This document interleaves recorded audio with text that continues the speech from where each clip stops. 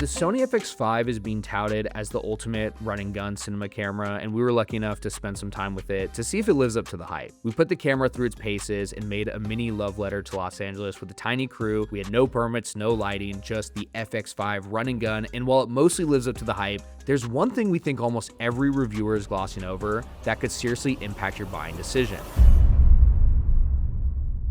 We'll get to that in a little bit, but first, let's talk about the shape. The FX5 looks a lot like its predecessor, the FX3. This compact size worked really well for us. We were rigging quickly, threw it on a motorcycle, hood of a car, we had it on a Ronin. We never had to really stop and do some major de-rigging or up-rigging. It was just ready to go. One thing that really helped us is we had this Condor Blue FX5 cage on the whole day, which gave us all the rigging options we needed. What's really nice too is you can take it from full rig to half rig by just sliding this part out, and then you can actually slide this half rig directly onto a Ronin. We thought this is super functional and a great accessory.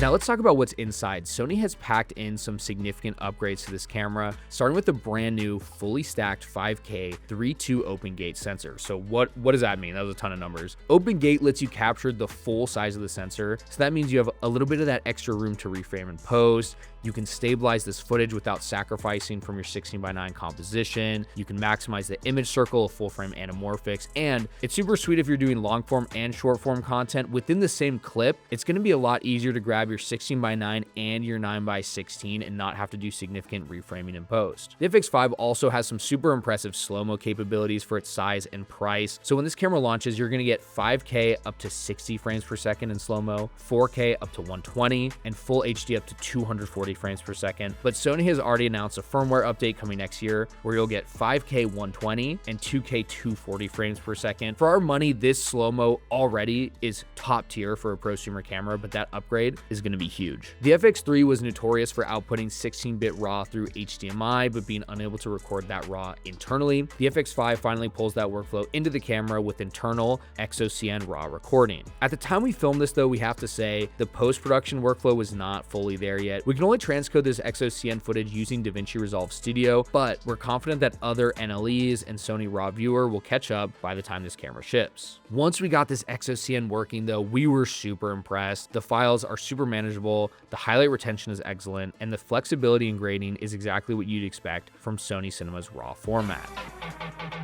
The fully stacked sensor is another massive upgrade. So this is important. There's a difference between partially stacked and fully stacked sensor. With fully stacked, you're gonna get reduced rolling shutter, so less of that jello effect when you're panning around, and really nice autofocus. We did not have a first AC on this shoot. We were using autofocus all day, and it wowed us in every scenario. The racks were super smooth. Everything just felt like you had a professional first AC, which is amazing. And another huge perk by fully stacking the sensor is awesome stabilization with in-body image stabilization. So the FX5 offers standard, active, and dynamic active stabilization modes. Dynamic active does incur about a 1.3x crop, but it is some of the best in-camera stabilization we've used on any camera, period. Especially these frontal motorcycle shots, I feel like they usually have a bit of a jittery look to them. The results were smooth as butter. We were like, what? This is crazy. Sony rates the FX5 at over 15 stops of dynamic range in an S-Log3, backed by a brand new triple base ISO system, so you get 800, 4000, and 12,800 ISO. We actually found ourselves using the 4000 base ISO a lot at night. It's kind of a nice middle ground. The 800 was too dark. When you kick it up all the way to 12,800, the natural lights that you just find in your environment start to cast like kind of funky shadows and color that you don't want on your subject. So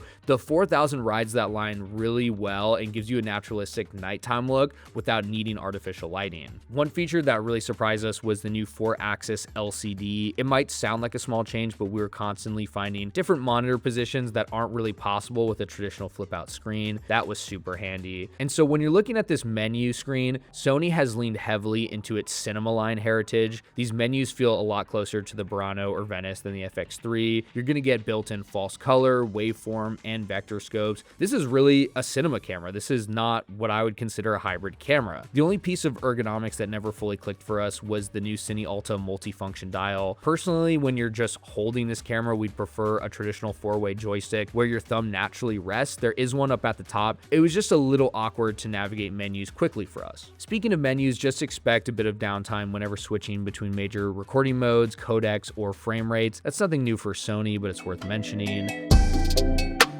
There are 2 optional accessories, and here's how to decide if you need them. So if you ever record audio directly into your camera, we would strongly recommend the XLR handle. Besides adding the XLR controls and being a great top handle, it unlocks 32-bit float recording. This is industry leading, and it really is going to help you not clip when you're just running and gunning on set. You don't even have to worry about it. Just start recording and you'll have tons of flexibility in post. We also have the optional EVF. This was actually a sleeper hit for us. It was a lot more useful than we were expecting. We were doing a lot of daytime exterior shooting and we just couldn't really see on the LCD. It's a great LCD screen, but if you want to really see your image clearly, you just pop on this EVF and it makes bright daylight shooting so much more manageable. One thing to note is you can't use both accessories simultaneously without third-party accessories like this one from Mid49. There are a couple of valid criticisms for this new camera, notably what it's lacking where it's positioned in the FX line. Sitting just below the FX6, the FX5 lacks internal ND, SDI output, and built-in timecode connectivity. But for us, those felt like reasonable trade-offs. In return, the FX5 fits in a much more ergonomic body